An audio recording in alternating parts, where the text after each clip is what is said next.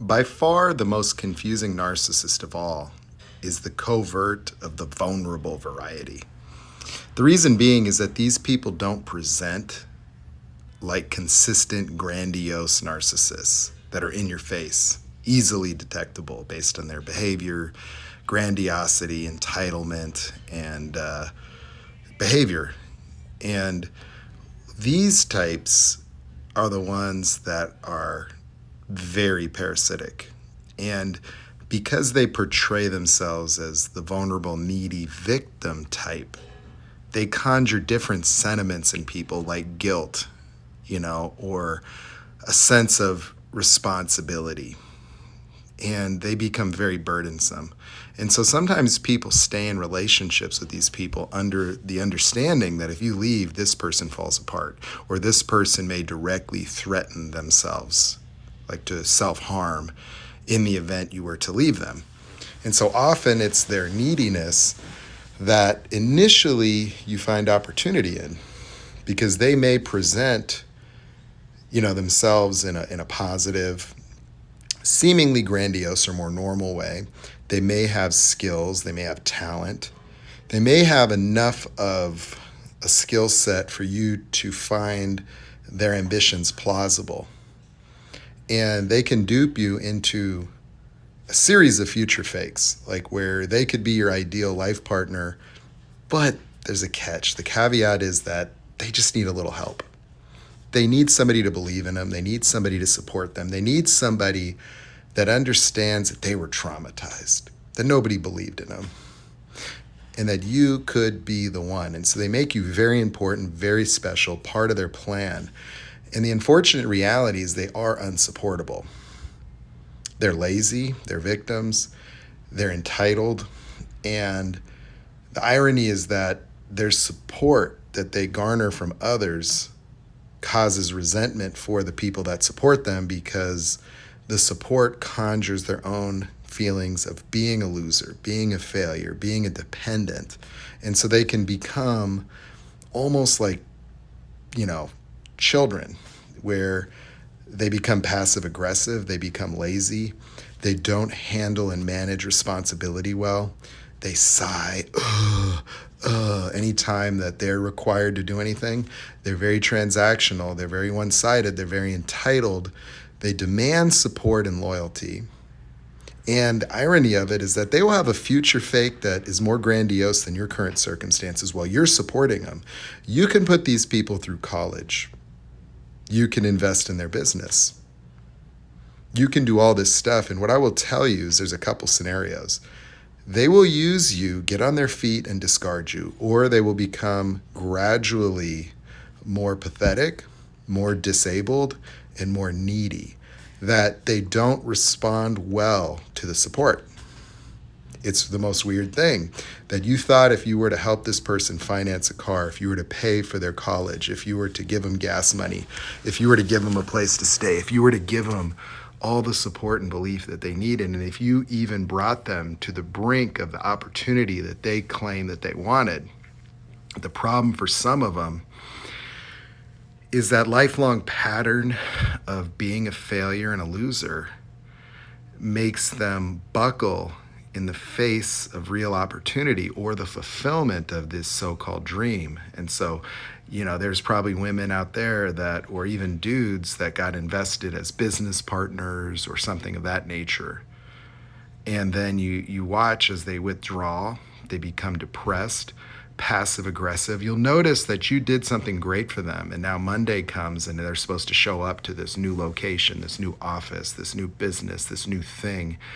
And then they wake up late, and then they don't make eye contact, and then they act angry and disgruntled. Or you're helping them with something, like you're fixing something that they didn't want to do, or like something that they said was in their way and they kept complaining about it. And then when you go to take care of it, they don't help you. In fact, they may sit on the couch with their arms crossed, pouting. They may accuse you of demasculinating them. They might start to project their lack of confidence on you. And then you grow more frustrated and you feed into this dynamic because you start challenging them. You start calling them out a little bit. And then they act as if now you're not believing in them. See, now you're challenging them is humiliating and degrading. And so they become a victim to your questioning of, like, what's the deal? Like, you said you would do this, you said you would do that. I thought that when I bought you this thing, I thought when I paid for your tuition, when I did this and did that for you, you'd be able to step up. And so in a way, they self-destruct in the face of the support and the accountability that naturally would come with your support. And so, they're very parasitic, they're very toxic, and they're dehumanizing and vile.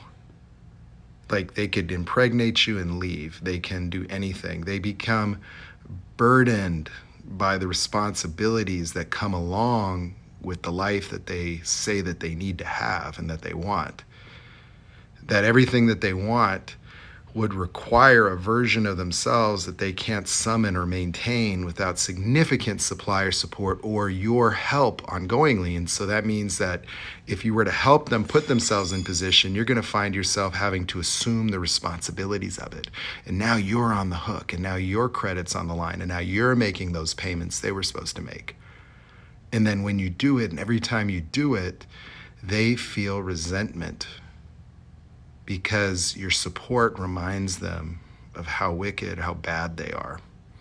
And then when push comes to shove, that family that they helped kick off, they got you pregnant, you find out they're cheating. Now they've got to vacate. Now they've got to leave. Now the burden of the responsibility of all that stuff that they said that they needed and they wanted to feel whole, complete, and like a real man, they can't handle it.